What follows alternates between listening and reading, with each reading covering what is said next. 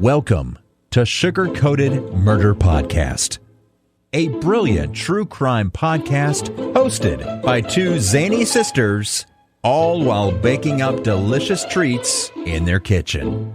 Here are your podcast hosts, Karen Devaney and Ann Varner.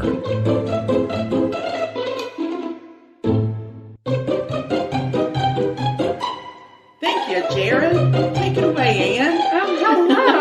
I always forget about that because, we don't hear it. And then... I know. Yeah. So, then it's added, and then it's like, oh, there's Jared. He's our friend.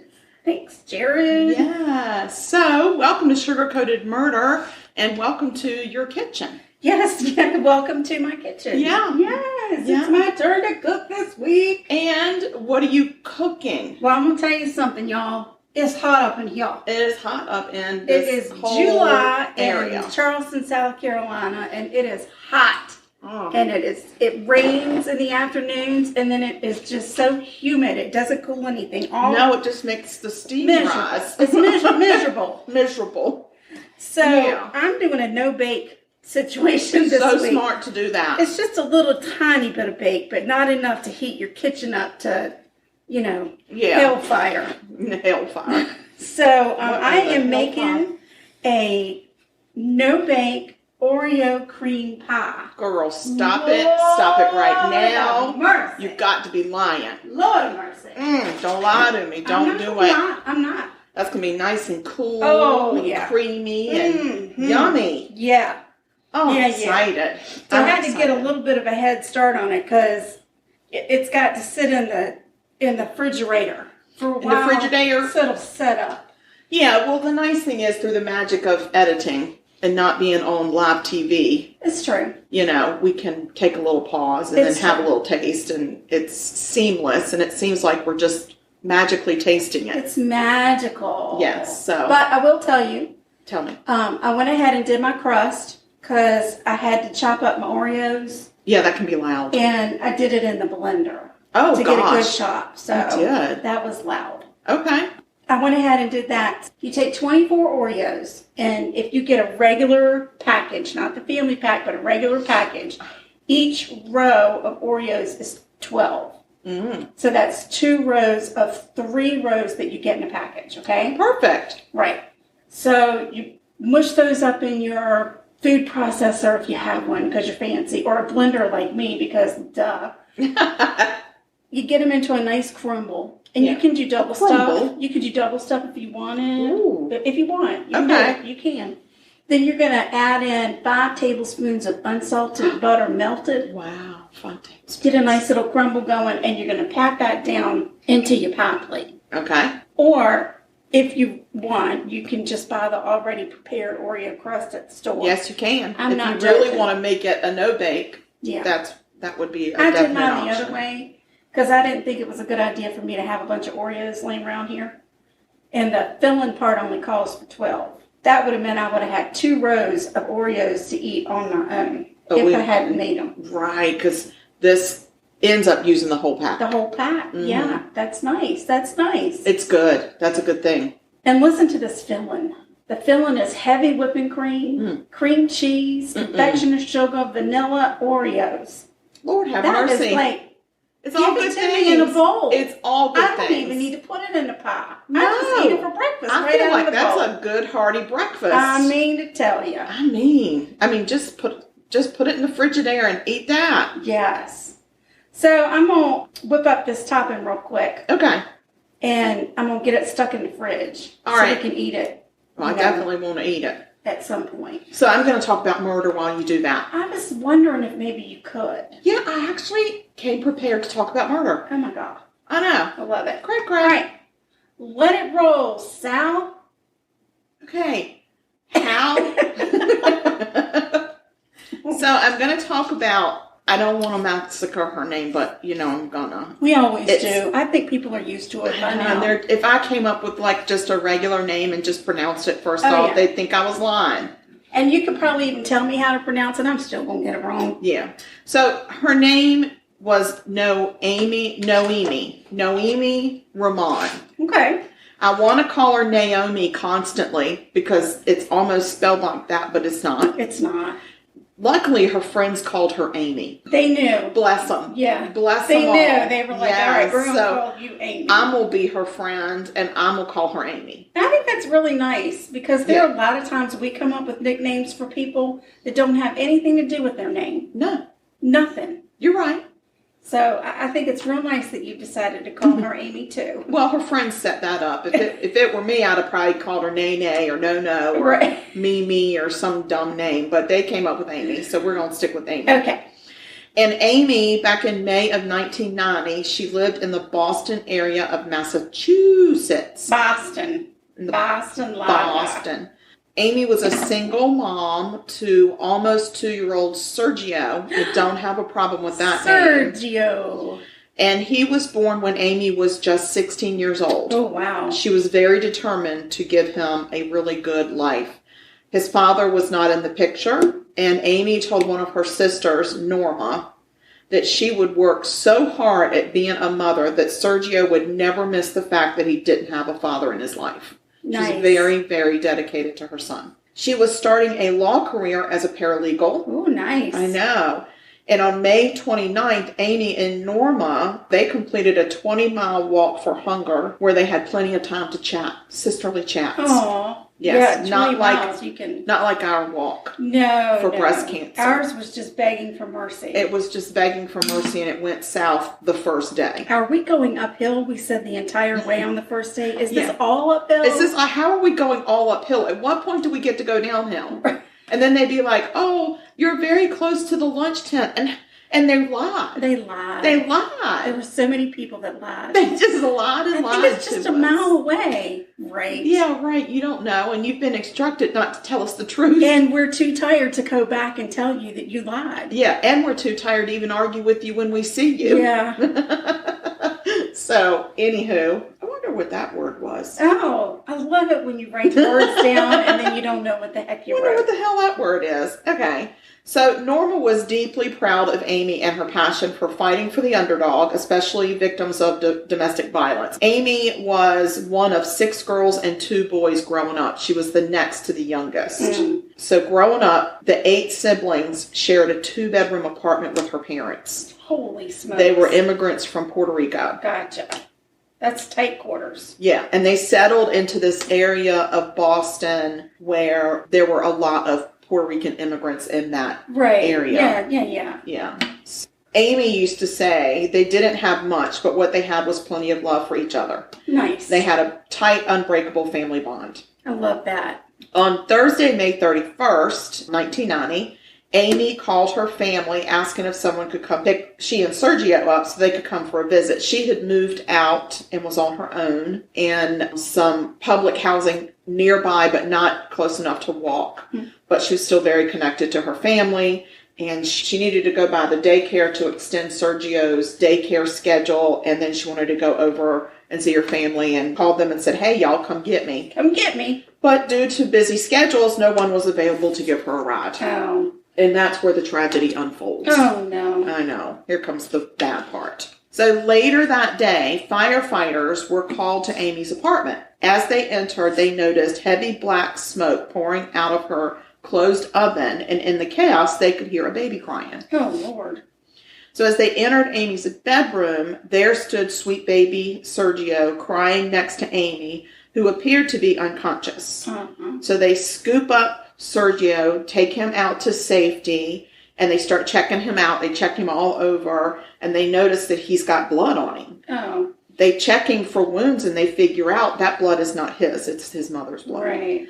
And it was blood spattered. Oh, no. Oh, no. So when they go to pull Amy out, it becomes clear that she is deceased. Right. She had a gash on her head, and her throat had been cut. Lord have mercy. Inside the oven, which was on a very high setting, were aerosol cans and rags. Oh, somebody was looking So to somebody explode was it. trying to blow up Amy's apartment Dang. to hide evidence, and they were trying to blow up Sergio! her dead body and her 2-year-old son. Oh, my Lord. They figure out that little baby Sergio has obviously witnessed the brutal killing of his mother. So during the investigation, the Police interview Amy's inner circle, of course, starting with her current boyfriend. He told investigators that he was on the phone with Amy when the call abruptly clicked off. Oh, no. So he tried to call back a couple of times, and she would pick up and it would click off, pick up and click off. And then finally, she just stopped picking up. So he figured that either Sergio was playing with the phone or that she was busy with Sergio and eventually she'd be in touch with him. Right. The police at that point had very few leads, and those leads went nowhere. The medical examiner said that Amy had died from blunt force trauma and a stab to her throat, and she had been really beaten. They were able to get scrapings under her fingernails, but because this is 1990, there's not enough evidence to progress the case forward. There was no other physical evidence except the murder weapon that they found at the scene. It was one of her kitchen knives. She had been stabbed so hard that it had bent the knife blade in half. My gosh. They do figure out that her purse is missing. Her purse? Her purse. Oh, that, and they steal her damn purse? I know. And they could tell that Amy had fought hard against her attacker. Just imagine being attacked in front of your son. And you die not knowing what was going to become of them. Right. Next. Like, is the killer going to kill my kid too? Right. And the kid is terrifying and crying for me, and I'm fighting for my life, and I can't help the kid. Right. And then that's how you die.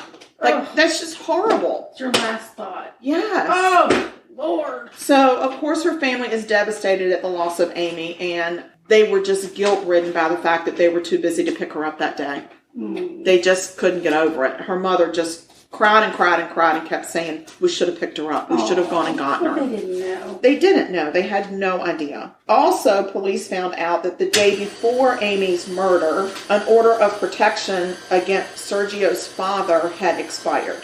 Now, remember, his father is not in the picture. She has a boyfriend, but the boyfriend is not the father of Sergio. Oh, no. So this dude's name is Arnold Lopez, and they go pick him up and interview him. Lopez said he had recently called Amy to ask if he could see Sergio, but she had denied him because there was an order of protection. Some people just don't understand. Right. They just don't get it. They but, don't get it. You know, whatever. So the autopsy reveals that she had been mercilessly beating and had even been stomped on. Oh my gosh. So it seemed to be a very personal attack, not just like grab a purse and run kind of attack. Right. Because normally people don't take the time to do all that if they're just there to rob you and get out. Very true. It was clear that she had suffered. Lopez, he had an alibi. He had been traveling with his family to Florida at the time of the murder, and police were able to verify that and ruled him out since there was no other evidence of him being at the scene. Right. But the family didn't believe that he was innocent. They were very focused on the fact that he was somehow involved. So in the meantime, Amy's family... They just had a feeling. They had a feeling. Well, yeah, because she had that order of protection. And he had recently contacted her, and she had denied him visitation. And then, you know, it expired. The order of protection expired the day before her murder. Right. So for them, it was like, this is pretty obvious. So in the meantime, Amy's family is trying to help Sergio through his trauma. And he would tell them all the time, bad guy did boo-boo to mommy. Oh. And he would also tell them, mommy is on the floor with a big boo-boo. Oh. He would cry for his mom and constantly talk about mom and what happened, but they couldn't get out of him anything else, like no details. Because, of course, he's like 18 months to 2 years old. So a big break hits. A known drug user from Amy's neighborhood tries to actually cash a check with Amy's name on it. Oh. So police go and get him and arrest him. They find Amy's purse and checkbook and wallet in his apartment. So this dude... I'm just going to call him the druggy bozo dude. Okay, druggy bozo. Uh-huh. This druggy bozo dude says he found all of that in a trash can. So police perform a deep dive into the bozo druggy dude and can't find anything to link him to Amy or the crime scene. So they actually have to let him go and move on. Due to crime overload... At the time, in the 90s, lots of crime in the Boston area. Evidently, they were riddled with crime. And the police were overworked and overwhelmed. The case kind of gets put on the back burner. In the meantime, the family decides they're going to do this memoriam tribute to Amy at their church to try to maybe get more awareness out there. Right. At the church service, they make impassioned pleas to the public to help them get to the bottom of what happened. Well, that day, a friend of theirs, a police officer, he was like a police officer that worked in the drug unit. Right. He was there, and their family attorney that was actually working on getting sole custody of Sergio away from Arnold Lopez was there. And they were very touched by the impassioned pleas of the family. Right. And the fact that this wasn't going anywhere. So the two of them teamed up with Amy's sister, Norma, and they kind of developed their own trio detective task force. Cool. They decided they're going to try to help the overwhelmed police get traction on Amy's case. So they start doing a private investigation on their own. And they begin with a list of suspects. So they put Lopez at the top, and they start following him around. Like, this cop gets permission from his boss. Right. When you're not working cases, you can work this case, because you're friends with the family. We get it. Right. He starts following him on off duty, waiting for him to slip up. Oh, I love it. Yeah, me too. So he's got him under surveillance, and Lopez doesn't seem to even know he's under surveillance.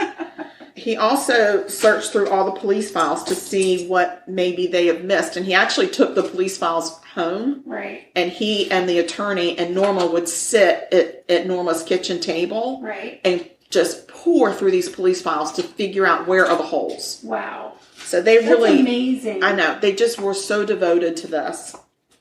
They also made an inventory list of what would have been in Amy's purse. Oh, that's so smart. And then on top of that, what should have been in there that wasn't recovered from the druggy bozo dude. Right. Here's the thing. They do all of these lists and analysis and all cross-referencing and stuff. Uh-huh. The crazy thing is they do it without Excel. What? I know. They do it all by hand. Spreadsheet? They didn't have spreadsheets. Holy No. cow. They did it all by hand. That's insane. I was so impressed. Wow. So they come up with the fact that Amy's phone card is missing. Now, back then, some people that are listening may not realize this, but we didn't have cell phones. And a lot of people back then that didn't have long distance, that they didn't necessarily pay for long distance through their phone carrier. Right. They would have a calling card, yeah. a phone card. Yeah. And then you could make phone calls at a payphone, at a friend's house, whatever. Yeah, you just had to type in a number. Yeah, and you charged it to your calling card, and then you paid your calling card bill.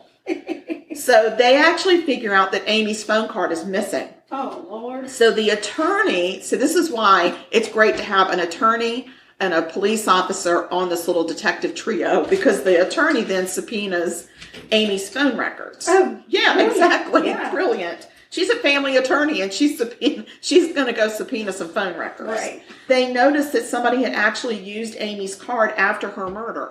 100 calls. What? Yeah, they were having a dandy of a time. A dandy of a time. So now they just have to find the caller, and then they'll find the killer. That's what they're thinking. So they're saying caller equals killer. That's what they're saying. All right. So they start by logging all of the phone numbers that had been made on that card. Again, without a spreadsheet system. No Excel.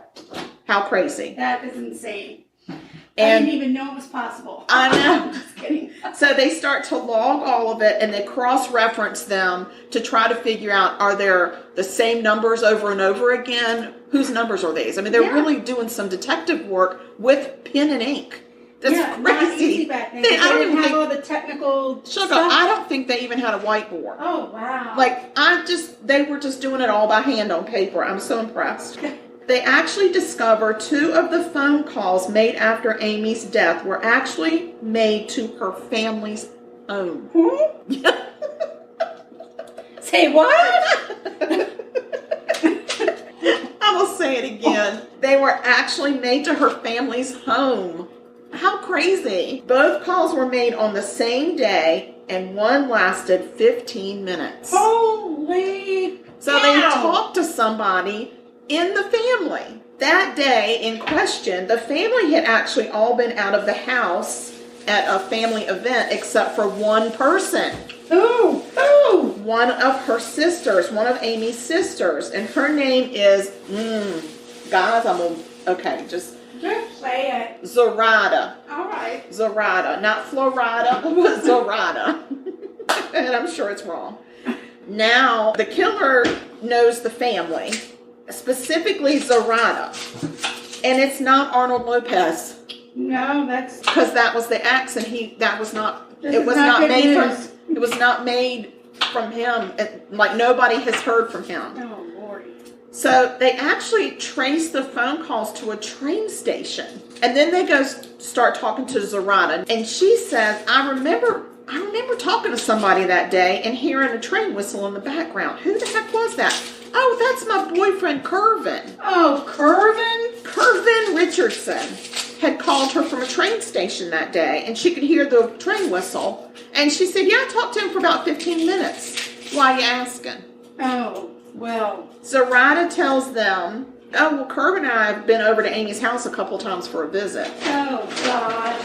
So then they start looking at other calls made on that phone call, and the phone calls were to Curvin's mom, Curvin's sister, and even Curvin's ex-girlfriend. Oh, jeez. All the phone numbers that had been made after Amy's death led back to Curvin, Zoraida's boyfriend. One of Amy's friends tells the trio detective team that... The trio? Yes. The trio. The sleuths. Yes, the trio. They were the Three Musketeers. Aww. And that's probably why I kept writing trio, because I was probably eating a candy bar right about now. Probably.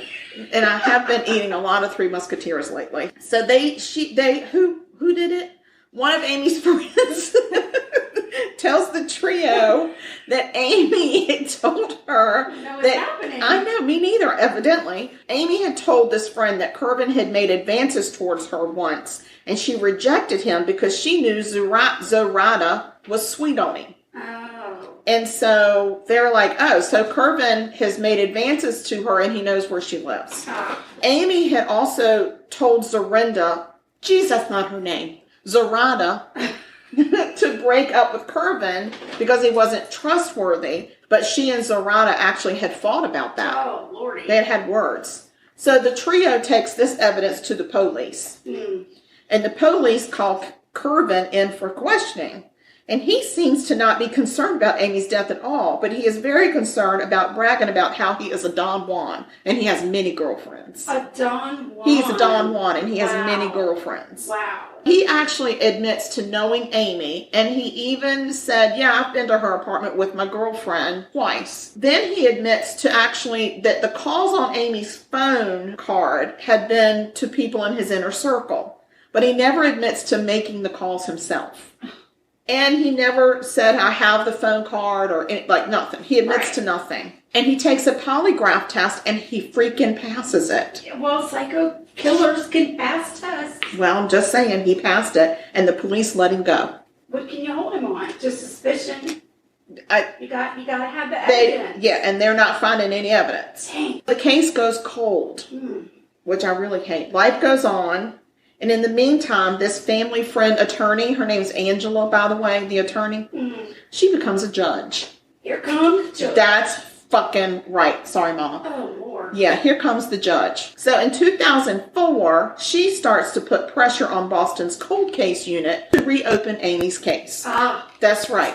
They actually go back into the evidence and they find that they had saved, thank God, the fingernail clippings from Amy's autopsy. Oh.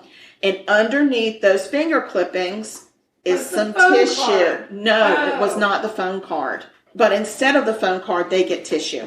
Okay. So they send it out for testing. And in January of 2005, they get the DNA profile back. Now they just got to find the match to the DNA profile. So remember, we've got three main suspects: Arnold Lopez, Druggy Bozo, and Curvin. Oh, wow. I was thinking I had somebody else in mind, but keep on going. So they go and find all three of these people and get DNA from them. Right. And it's not Arnold Lopez. And it is not the Druggy Bozo. Right. But I'll be gosh darn, ding, dang, darn, ding, bingo. Wow. It's Curvin Richardson. Curvin? Where's Curvin now? Where is it? Where is he? Well, he hadn't gone far. He was still in Boston. Oh. And he actually was a well-respected pillar of his community. Of course. He was a teacher and a counselor of disabled children, a married father of 3, living his best life. Just living it out there, just living it. He had actually just recently received an Excellence in Teaching Award from the mayor's office. Wow. Yeah. Just living his best life until the police arrest him and charge him with first-degree murder. You mother effer. We got you and your teaching award. So, bring your award with you. yeah, just bring that right down because we're going to put that in the incinerator and get rid of it for you. They go to trial, and the whole time Richardson maintains his innocence the whole time. I'm innocent, I'm innocent, I'm innocent. But listen, DNA does not lie. No. DNA don't lie. And guess what else? Killers. Killers lie. Yeah, they do, and they lie on polygraph tests. And not only that, but science doesn't lie because science doesn't have an agenda. Science. Yeah. There's no agenda in science. You don't even spell science with an A. So I'm just saying. Or a G. Or a D. All right. Okay. So the jury disagrees with Curvin, and they said, "You's guilty." You guilty as charged. And they sentenced him to life without parole. Nice. Now Curvin can go teach some prisoners something. Well, no, that would be nice. Would not be so nice if he did something like that? Sergio said at the sentencing, "I can finally relax." 19 years after his mom's murder, and he could finally let down his defenses. Wow. Sadly, Sergio does not remember his mom, but he remembers the love and the devotion that her family and friends always had for her, especially Judge Angela. Nice. Who the family considers her their guardian angel. Of course. Yes. So that is the story of the murder case of Noemi Ramon. Wow. Also known as Amy. And Curvin the jackass. What you want to do. Yeah, well, what she want to do is not be dead by Sergio. I mean, No. not Sergio, by Curvin. Curvin. Yeah, and he tried to blow that boy up. Like, he was going to blow up that boy. Right, and then he went and taught children. Yeah. Well, that's his guilty conscience. Of course. But he's a jackass. Yep. I don't care how guilty your conscience is, you idiot. Idiot. You freaking idiot, you. That was a good one. Thank you very much. I love it when DNA comes to the rescue and finds these a-holes that have gotten away with murder. Me too. And then, living their best life out there. They're out there living their life, pillar of the community. Right. Yeah, father of 3. Like, that's going to make up for taking away a mother's life. In front of her child. Right. And they never could come up with a motive. They think that he came in there probably to make advances towards her. Probably. And got mad and then saw her purse and on the way out thought, I'll just grab it, and then pitched the purse, but was like, well, I might need to make a phone call to her sister, so I'll just keep this calling card. That's crazy. Mm-hmm. All right, so you got your pie in the Frigidaire? My pie's in the refrigerator, and now I just thought we picked up some fresh produce, as you remember earlier. I do remember doing that with you. And I thought I'd just try one of our kitchen hacks that we got on Alexa. How's it going? Really amazingly good. So this is the hack on how to clean corn. Yes, I hate shucking corn. Me too. It's so messy. Is it your night to shuck the corn? Ugh. Growing up, we used to get huge feed bags full of corn that would sit on the back porch, and we took turns. Whose night was it to shuck the damn corn? And it was good. I mean, it was good corn. I love eating the corn. Don't get me wrong. I just can't stand to shuck it. Shucks. Shucks. So, and this easy to do hack, I've read it 2 ways. One way, you just stick your corn in the husk, everything in the microwave for 5 minutes. And then the way we talk about it, you cut the end, not where the silk is at the top, but the end. You cut a little bit of that off. Yeah. And then you put it in the microwave for 2 to 4 minutes. Okay. For me, 3 minutes worked out well. Okay. And then... cutting it at which end worked out well? You don't cut it at the silk end. Okay. You cut it at the bottom. Okay. I would consider the silk the top, because, when you shuck it, you got to pull it down. Yeah. So, you run it in the microwave for 3 minutes, and then you bring it out. It's a little hot, but it cools off really quick. I loosen the bottom a little bit with my fingers, and then you just squeeze, and that corn comes out. Squeeze from the top, the silk end. Squeeze from the top, and then it comes out with no silk on it. That's crazy. And it just was... What the hell? How many years have we been shucking corn? All my life. I've been shucking corn all my life. Freaking ever. I mean, I'm sure since I came out the womb, it was always my turn to shuck the freaking corn. And I hated it. It was your turn half the time. Because the other half the time it was my turn. Oh, I think it was a third of the time. Well, I don't know how often my brother had to shuck the corn. You know what? Come to think of it, no, I don't think so either. Yeah. He always had some excuse like I'm at football practice, or I just got back from football practice, or I'm on the way to football, or I might have football practice. Or I'm with my girlfriends, whatever. Yeah, so but he would be home in time to eat the corn. Oh, you better believe it. Yeah. Yeah, and probably more than his share. Probably. Mm-hmm. So, all right. Well, that was a good story. My pie's going. I've got your corn shucked. We're having some nice corn tonight. Why don't we take a quick pause, and then we'll come back and mayhaps you... Oh, I got a story to tell. Oh, I'm excited. Oh, yeah. Woo! A story to tell. I got a story. All right, guys. Please hold. All right. Well, we're back. We're back. I've attended to the needs of my dog. And we'll just see how long that lasts. I think he's going to eat. He's going to eat his dinner now. Mm-hmm. He's going to eat that crunchy kibble. That's better than him crying. I know. I'll take that over crying. Very high-pitched sound. All right. I'm going to tell you a story. It's crazy. But the murder isn't crazy. The murder is crazy. But then the court cases are crazy. All right. Well, let's just get to it. So it's just like a whole big crazy town. Let's go. Let's get it. The murder I'm going to tell you about took place in the very, very small town of Buena Vista, Virginia, in the Blue Ridge Mountains. I know where that is. Been there. It's home of our grandmother, Lucille. Lucille, home of where Sasquatch would snatch you right out of the window if you slept on the cot. He would have, but I've since found out that he wouldn't. That was not his style. Not really, but that particular Sasquatch might have been really into that. I got confirmation from our Bigfoot aficionado. That's true. That's not what he would have done. No, Connor says he would not have done that. No. So I'm good.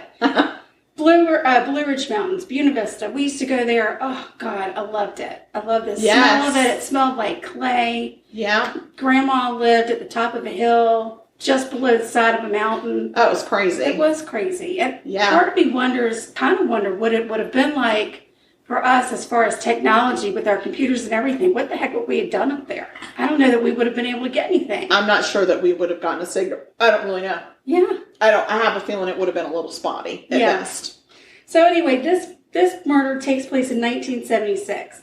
And when I was home visiting my mama last week, my aunt came by and asked me to see what I could find out about it. And I really didn't think I was going to be able to find out much because it's from 1976. Yeah. You know, you don't find a lot of information. You wouldn't think. But they did tend to write things down sometimes in 1976. Well, now, I knew they would write it down. I wasn't saying that, but when you go and look up your court cases, most of the time, something old like that, you would have to order the papers from the court. But lo and behold, all of the court papers right there online. I love it. Well, give us the skinny. On the line. Okay, so this is what happened in Buena Vista on July 23rd into July 24th of 1976. Ralph Harrison had worked a 3 to 11 shift on the 23rd of July. That was a Friday.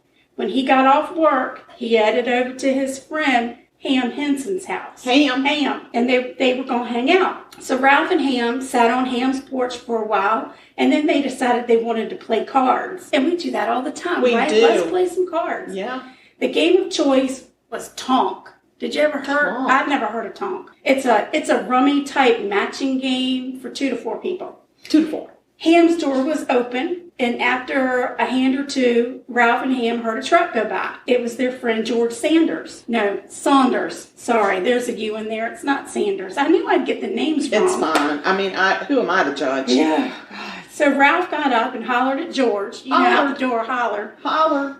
And George turned his truck around and came inside and joined Ralph and Ham in a few hands of Tonk. Because it was for 2 to 4 players. 2 to 4 players. That's right. 2 to 4. After a while, Randy Camden and Terrence Gray came to the house because they could see that George was there and Ralph was there. They came in, and now, we got a party. Yeah, but Tonk's for 2 to 4, and now we got 5. That's right. So we had to switch over to another game. Okay. They started playing poker. Oh, okay. Now, there you go. Tonk was a betting game, too. Of course. Well, you can do anything. You can bet anything with the game. You can bet on Go Fish. But I get the feeling these fellas were into the bettings. Okay. So they switched over to poker. And now we've got a good old-fashioned hometown Friday night party at Ham's house. It sounds like it. Ham is having a party. Party ham. Once Terrence got there, they closed the door because I think that it was kind of maybe getting crowded in Ham's house around his table. Seems like it would have been a little bit crowded. So they just went ahead and closed the door and locked that means we're done taking in guests. Like, no more people come. You're going to have to ask. We're not going to holler at you riding by. We don't want to know. Right. Around midnight. Because remember, Ralph had gotten off at 11. Yeah. So now we're around midnight. This is the end to the 24th part. Now we're getting into the 24th. That's right. Mm-hmm. Just after midnight, there's a knock at the door. And it was their pal, William Newcomer. And William goes by Billy. Billy Newcomer? Billy. Billy pulled up a chair and joined the poker game. And while they were playing, Ralph leaned over and told Billy that Vernon Staton had been by the house earlier looking for him. A little bit before Billy got to Ham's, a car had pulled up and honked the horn. Randy got up, went outside to see who it was. It was Vernon. So Randy goes outside and says, "What's up, Vernon?" And Vernon said, "Get Ralph." So Randy goes inside and says, "Hey, Ralph, Vernon's here. He wants to talk to you." So Ralph goes out and starts talking to Vernon. All right? You got it? Randy's back at the table. I got that there's a lot of honking and hollering going on. That's what I got. Vernon's in his car. Mm-hmm. He's talking to Ralph. Vernon had asked Ralph if he'd seen Billy. Ralph said no.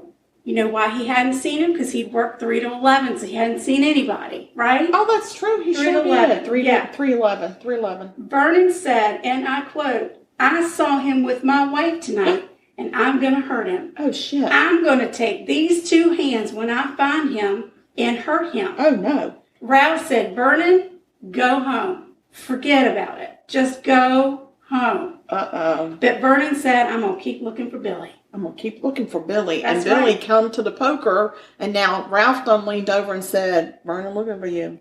Ralph goes back inside to the party. He tells the people what happened. He told people. And Terrence, at this point, he's been pounding. Knocking him down. Knocking him down, pounding him down. Knocking him back, pounding him down. He's I don't lost know. all his money in the poker game. And he says, "Well, I don't have a gun, but I sure got me a switchblade." Oh, gee. So, yeah, but then he started throwing up. So, well, that'll do it. He took his switchblade and went passed out somewhere. Ham was getting tired at this point, and it's now about 2 o'clock in the morning. He said, I'm gonna leave. I'm tired of playing. I'm gonna go. I thought this else. was Ham's house. He is, but he didn't want to play cards anymore. Well, so go to bed and tell people leave your house. Well, he may have. He may very well have gone to bed, but I don't think he said leave my house. He said, "I'm tired." Been putting a few back too. I'm tired. He probably fell asleep in the recliner. For all we know. I would have. Right? Mm-hmm. With the shoes off and his one big toe through the hole in his sock. I can see it. That's right. Mm-hmm. White socks. yeah, of course. But, a little dingy. More like they used to be white, but now they're gray. They're kind of grayish. Yeah, that's right. Mm-hmm. So now we're back down to a small enough group. It's just Ralph, George, Randy, and Billy. We don't got to play poker no more. Oh, we can play Tonk again. We're back to Tonk. Oh, my gosh. It's about 2 o'clock in the morning. We're going to have to learn this game. And the fellas played Tonk for a little bit, and then there was a knock at the door. It was Vernon. Vernon. And he's wanted... looking Billy for Billy Newcomer. He said, "Tell Billy I want you to come outside and talk to me." Oh, no, because he's going to hurt him with his hands. That's right. And Billy said, "I ain't coming outside. If you want to talk to me, you come inside." Vernon said, "No, you come outside." Oh, no. Billy said, "No, I'm not coming out." No. Yes. I'm coming out. No. So Vernon pushed his way through the door and walked inside Ham's house. And he got in Vernon's face, pointed his finger. Wait, Vernon got in Vernon's face? Vernon. Come on now. Was he talking in the mirror? He was. The whole thing takes place in front of a mirror. That's the craziest part about this story. Vernon walks in and points his finger at Billy and said, "You lied to me." And then he takes a step toward Billy and he swings at him, but he misses. Oh, but no. Billy loses his footing and he falls on the floor. And Vernon runs over and they start to wrestle. There's wrestling. There's wrestling? That's right. And somehow Billy got himself thrown into the kitchen window and it broke. Oh, no. Yeah, you know. Wonder if Ham slept through all this. Still sleeping He's in the still recliner sleeping in that recliner.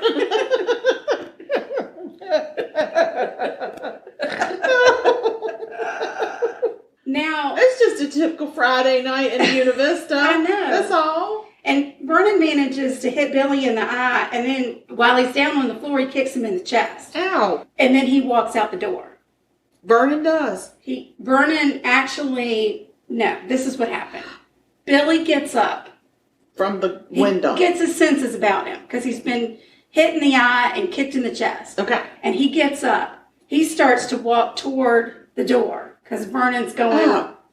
Vernon's still in the room. He starts to walk toward Vernon. I got it. It's all logistical. This is going to make sense in just a second. All right, I'm going to need a Billy diagram. There, in all the wrestling, some Coca-Cola. Oh, it's like there's liquid. cocaine at the store. Not at the store. They're not at the store. Coca-Cola had gotten spilled on the floor. Okay. Now, Billy has come over in his shower shoes.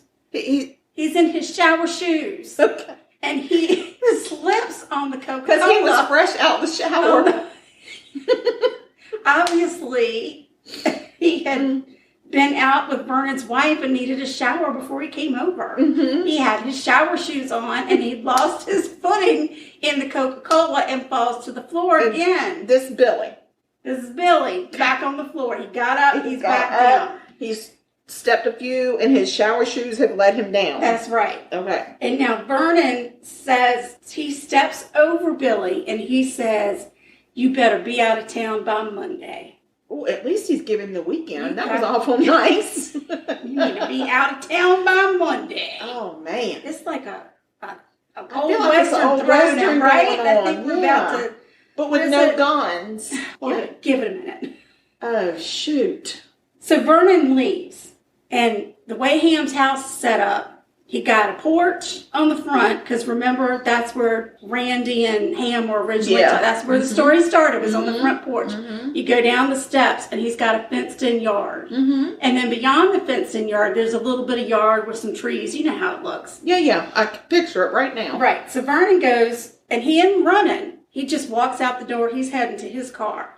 Well, why is he going to run anyway? Because shower shoes is on the floor. He just can't get off the floor. He's on the floor and he's rolling around in the Coca-Cola with the shower shoes. No, and Ham with his toe out in the recliner sleeping. No. Why you got to run? Lord. Billy jumps up from the floor. He must have taken the shower shoes off. Must have. And he makes it into the living room, and he reaches into a bag that he had in there and pulls out a holster, and in the holster is a gun. No. He takes the gun out of the Billy, holster. no. Don't take your gun to town. Run, Joey. Run, Joey. Vernon. Run. Vernon, you should have run. Oh, my gosh. So Billy takes out the gun. Okay. And he starts walking out the door. Mm-hmm. Vernon at this time is halfway across the street to his car. Sure. And he hears Billy coming down the steps. Oh, God. So he turns around and walks back kind of toward, like, probably we're going to keep on fighting. Yeah, because now that you're up out of the Coca-Cola, I'm going to knock you down again. Right. But then he sees the gun. Oh, no. That's right. He sees that dang gun. And says, I'll give you till Wednesday. He's like, all right, Wednesday. And there, I told you there were some trees. There and now Vernon sees the gun, and he kind of is trying to hide behind the trees, but the trees are real small. Oh, so he can't really hide, so he's kind of dodging back and forth. A scraggly old pine tree. Right. Well, and Billy shot him. And then he continued to shoot him. No. And Vernon yells, "Oh, God, help me, don't shoot me anymore." And when all the shots were fired, Vernon was lying in the middle of the road, face up, with a piece of lead coming out of his nose. Lead out of his nose? He got a lead boogie. Gasping for air. Oh, my God. Billy, you went too far. Billy, you went too far. That's right. Now, the police arrive on the scene. Well, yeah, because listen, Vernon came, but he just had his two bare hands. That's it. He didn't have That's a weapon. the way you settle things like a man. That's how with you a do two I'm sorry that your shower shoes failed you. That is no reason to bring a gun out and shoot people. That's right. That's right. That's right. You should have. Don't wear shower shoes to a fight. And don't bring out a gun when it's just wrestling with your hands. We were wrestling. That's all we were doing. Gee whiz. So the police come. All right. Police are on the scene now. One of the police officers is also an investigator. Buena Vista's finest. That's right. He said he pulled up to the scene. It's now 7:25 in the morning on the 24th of July. This started at 11 o'clock. He says he saw a man lying in the street and another man standing by the curb. Uh-oh. The officer called for an ambulance. This is 1976. So over his little Walkie-talkie. I'm going to need first aid is what he said. I'm going to need first aid. About that time, he parks his patrol vehicle and he gets out of the car. And Billy walks over to him and he hands him his holstered gun and he said, I shot Vernon. And at some point, the ambulance comes. One of the rescue squad workers gets out of his vehicle and he starts walking over and the police officer says, there isn't a whole lot you can do for that guy, the one on the ground. Oh, jeez. And he pointed him over to Billy. He said, go take a look at Billy. Because Billy had a swelled up face and a little bit of blood on his face. So the other guy goes over, and obviously Billy needs to go to the hospital. And they can't put him in the ambulance because they got to put Vernon in the ambulance. They can't put him in together. Mm-mm. But there's a pickup truck there. Whose pickup truck is it?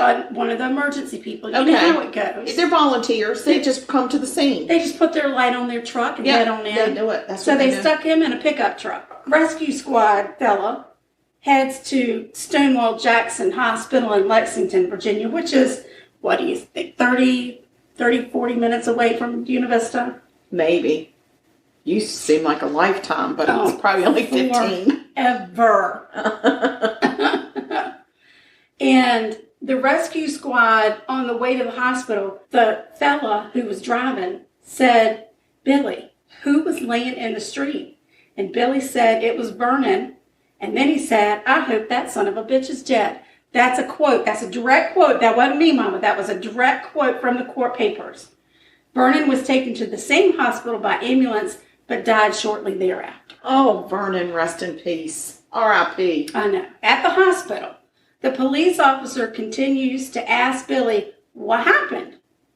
Billy described the incident exactly like everyone else said. They were playing cards. Vernon First it was tonk, and then it was poker. And then tonk, and then poker, and then tonk, and then Vernon, and then a scuffled and hit, up, down, Coca-Cola everywhere. Shower shoes. Kitchen window done, bursted. Got my gun. And there it is. Vernon's done. Got my gun and Vernon's done. Vernon's done. Okay. So once Billy was seen by a doctor and cleared, the officer did arrest him. And they headed from the Stonewall Jackson Hospital back to Buena Vista to process him. The police officer who was driving him said, I sure wish Vernon wasn't dead. And he said, now, Billy, did you mean to kill Vernon? And Billy said, that's why I shot him. Vernon had been hit 7 times by Billy's gunshot. I mean, come on, Billy. Billy was processed at the Buena Vista police station and released on bond. What? They released Billy on bond. Billy is out on bond. That's dumb. I know. All of that story, all of that information that I just told you is word for word from the court documents. Dang. Word for word. I didn't make any of it up. There was no TV show on it, nothing. Word for word from the court papers. That's crazy. I know. They even talked about the shower shoes and the Coca-Cola? The shower shoes and the Coca-Cola. These are witness statements. Witness statements. Well, that's what they talk about. And all of them. Everybody at that game had the same story. Except Ham. I don't think, I didn't see Ham's witness because statement. he was sleeping. He slept through the whole damn thing. And Terrence. And whoever the pukey man was. Terrence. Okay. He was Terrence. Yeah. Keeping that in mind, Billy Newcomer is charged with second-degree murder. Oh, gosh. Yeah. Okay? Yeah, second degree. That makes sense. He didn't plan it. Right. You've got all of these witness accounts, the police officer statement, the rescue squad statement, the doctor's statement, the nurse statement, the medical examiner statement. Everybody's got their statement, right? Yes. All part of the court papers. The jury hears all of the testimony. He goes before a trial with a jury of his peers in Buena Vista, population in 1976 to be around 6,400 people. Okay. This happens May 16th, 1977. The trial lasted for 3 days. The jury heard all of that evidence. They saw pictures. They saw everything. After 3 days, it goes to the jury. And the jury comes back hung. Excuse A me? hung jury. What were they hung up on? And a mistrial is ordered. What did they? I know. Immediately after the mistrial, the Commonwealth of Virginia files for a change of venue. That should help. Right? Citing that they did not believe that a jury of impartial members could be found in Buena Vista. People must not have liked Vernon too much. Well, the court denied that motion, and the case went back to trial in Buena Vista November 16th, 1977. This trial lasted 3 days. Again. The testimony was heard, the evidence was examined, the 12 jurors were picked, they're given the case, and they come back hung. They hung again. There is no freaking way. What is going on They hung in there? again. What is happening? They are hung. It's another mistrial. Billy? So again, the Commonwealth's attorney This cannot be right. moves for a change of venue. And this time the court says, all right, we'll listen to we'll take it under advisement. We'll listen to what you have to say. Okay. Prepare your case. It wasn't like a trial or anything. It's No, just it's like hearing, you just know, like have to go. before the judge. Yeah. The judge is the one that gets to make the decision as to whether or not you're going to have it. Now, Buena Vista was just a tiny little town. And everybody knew everybody. Yes. And if you didn't know somebody directly, you knew somebody related to them. Of course. Of course you did. That's why I'm saying I don't think people they didn't like Vernon too much.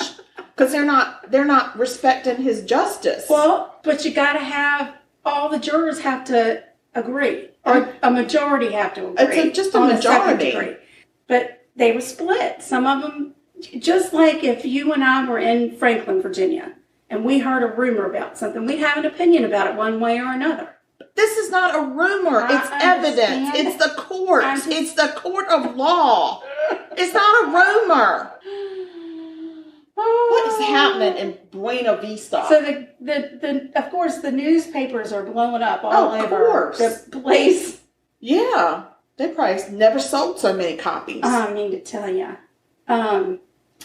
it makes sense that it might be difficult to find 12 impartial jurors, or in this case 24, right? Exactly. We had 2 trials now. They're running out of people. During the selection of both the first and second trial, each prospective juror was asked in the, what do they call that? Jury selection. Jury selection. Thank you. They were each asked if he or she knew about the case through the news media or personal observation of other sources. Every single person, even the selected jurors, said yes. Even some of them even admitted to forming opinions on the case based on the newspaper articles. So every juror has said, yep, I've heard about it. Some of them even said, yep, I heard about it and I got an opinion on it. And they were still selected to be a juror. Because you can't find anybody in that town that didn't hear about it unless they are deaf or maybe an infant. So as part of the consideration for the change of venue, the Commonwealth calls the city of Buena Vista's attorney, Mr. Roby, William T. Roby III. Okay. He evidently can't decide how Mom and Janie fit into all of this, but they know all the players involved here. Of course they do. Roby is a very familiar last name. Right. So and they are lifelong residents of Buena Vista. And Mr. Roby is adamant that Buena Vista could, in fact, have a fair trial for Billy Newcomer. Mr. Roby, you are wrong. He said, Mr. Roby, you are just wrong. You got a lot of faith in your people, but it's wrong.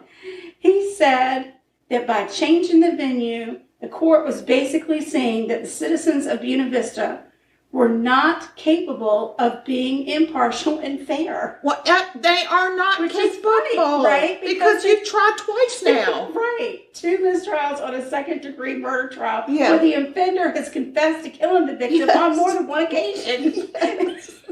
Yes. And there were several eyewitnesses there that all had the same accounting of what And happened. he said, I killed him. Not only did he say I killed him, dead. he said, I hope he's dead. Like, come on.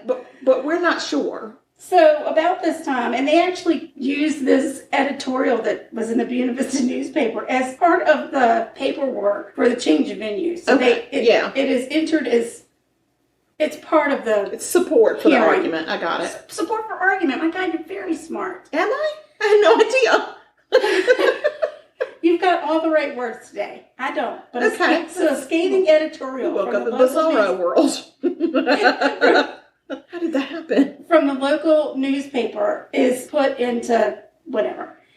And it said, the last paragraph of that editorial reads, to move the third trial, if there is to be one, outside of Buena Vista is to tell all of our people that they are unable to give a fair trial on this or any future trial. They're not doing it. The author of the editorial even states that the community resents outside attorneys. When the second hung jury was announced, people had been going through corridors of the courthouse making bets and saying, we knew this was going to happen. Oh my God. Isn't that the craziest thing? I don't understand. Eventually, the judge says, you know what? I think you're right. We might need to change We need it. to hightail it out of here. Maybe And go they to Roanoke. They changed the venue to Rockbridge County. Okay. So, and we have a great aunt that was Miss Rockbridge County. So we are also familiar. We're very tied That up in this area. community. So anyway, he goes to trial in Rockbridge and is convicted. Can you believe Get it? out. He's convicted of second-degree murder. I don't even know how they came up with that. Do you Could want it to know be the how long he evidence? spent in jail? Oh God. 7 years. After all that. What are you saying? I am telling you right now that Billy went to jail for 7 years. That was his sentence? They said you are guilty, go to jail for 7 years. Correct. I just don't. Minus time served. Oh my God. I'm No. doing this murder because Mr. Newcomer has since passed on. Oh, thank And most God. of the players involved in this have also since Or they're Passed at an on. age where they could give a shit. and don't have access to podcasts. No. So, No. Mm-mm. and it's not like I'm saying anything bad about Mr. Newcomer because he himself admitted that. I'm not saying he was a bad character. I'm saying he's guilty of murder. Yes. That's all. I'm not talking about his character. I'm talking about his actions. Yeah. His actions were he killed Vernon. So, He shot an unarmed man correct. in the street and then said, I hope he dies. 7 times. He hit him 7 Yeah. times. He didn't just shoot at him He one time. gave him a lead boogie. He got a lead boogie. Like, that is major. That's big. That's pretty big. And he would 7 years. So, yeah, I was delighted to find the information on this case online, and now I know why. good God almighty, that was a circus. Because they actually called in the third trial in Rockbridge County, Mr. Roby had been disqualified, so he couldn't be the attorney in the case anymore because it was in a different county. Yeah. But they actually brought him in to testify. As a witness? Well, who did he testify for? The prosecution or the defendant? It's hard to say. It is hard to say. It's just hard to say. I'd be hard pressed to figure out which side he landed on. Really. He landed on the side of Buena Vista. Yes, he was for the citizens of the Buena Vista. Yes, because he had faith. We could do it again. Let's just keep going until we get the right Let's just answer. do one more. We'll do it. We're running out of people. Right. My How God. crazy is that? That was a crazy But it does, circus of a story. It does make you wonder if you're in a small town like that where everybody knows everybody, can you get a fair trial? Not in 1976, you can't. It doesn't seem like it. And that, that was the year of the bicentennial of our country. No. Come on, I dressed honor. up as Betsy Ross. Yes, you did. And I don't remember what I dressed up as, but it was something. And rode horseback in a parade. Yes, ma'am. Yes. And I'm not so sure, but wasn't it the bicentennial that they brought the elephant in? Because I rode on the back of an elephant at one of those parades. Lord, child, Not I don't in remember. the parade, but it was like a thing. Oh, yeah. I don't remember no damn elephant. I got a picture. I must have blocked that out. No, I think I was probably riding my horse. We got bad news. And the bad news is, during production or post-production, at some point before we took the picture, we ate the pie. So the picture that we're going to send you of the pie. See, this is how it happened. That pie, it was really good. And we had guests over, and there might have been seconds. Yes. And we were so eager to get into the pie that we forgot to take the picture before the pie was eaten until there was just one little piece left. Yeah. And we didn't even at that point bother to put the beautiful little dollops of what. Oh, we didn't do nothing. We just ate it. So we didn't garnish it. So you will see the garnishes in the picture, but they're all around the one single piece of pie. It's like a piece of pie in an island of Oreos. Yeah, it's like one of those things. It's like a last minute, we got to do this. And oh my God, we probably need to serve them something. Yeah. And here, oh, look what I just pulled out of my refrigerator. I know. I just so happen to have Oreo pie here. Yeah. And we were like, oh, y'all want some? Well, I mean, who knew they'd say yes? And then we didn't. And then they were like, are there seconds? Yep, there are seconds. Well, I mean, you'll still be able to see it. And if you want it, we got the recipe from Sally's Bacon Addiction. Of course we did, because we're addicted to Sally's Addictions. We tried to give her a rest, but... Oh, hey, we can't. We just keep going back to her. We just needed a no-bake something, because it's hot. I know. But, so, okay. So, speaking of it being hot. Sugar and I, we're going to take a rest. We need a respite. we need a recharge. We need a minute. This is an official announcement right here. We ate the pie and we're going on vacation. And you might have noticed that because this is so late posting, we skipped a week, so we might have already been on vacation. And then we were like, we might need to tell people we went on vacation. So we're on vacation. We've been knocking it out of the park straight for almost 2 years. Yeah. And we got to take just a couple weeks. Yeah. And we just need a recharge. And really and truly, the summer schedules of ourselves, it just gets a little... It does. I go one way with my people a lot. I go... Right. With my core. And I go visiting. Yeah, and then she goes a visiting. So it just gets a little ratty. So we just need to get the next couple of weeks out. We just need to recharge. Yeah. And that's what we're going to do. But we're going to post some old episodes so that y'all don't have to go scrounging around. Yeah. We'll try to figure out some way to patch it together. Yeah, send us. Oh gosh, email us and let us know. We'll check email. What episodes y'all would like to have us repost? Oh yeah, that's right. If we don't hear from them, I'll pick out 2 favorites. You pick out 2 favorites, and we'll piece them together through the magic of editing. Oh yeah, because we can do that too. We sure can. Mm-hmm. And we have social media. We do. We have social media. Find us on the Instagram. We'll keep the social media going. Yeah, I can't imagine that I would be off of social media. I can't imagine that you would either. No. But we're on social media, and we still have our link tree. We're on Instagram at Sugar Coated Murder. Our link tree takes you to all the different ways that you can either buy us a coffee, which we're still in the market for coffee. Yeah. And buy some yummy Plum Deluxe tea that they've come out with some really incredible flavors. They're good. And summertime flavors, which are really cool. And there's all different ways to listen to us and find us and follow us and be our friends and love us. Be our friend. So, and we love y'all. We do. We really do. And we will miss you while we're on vacation, but Mama needs a break.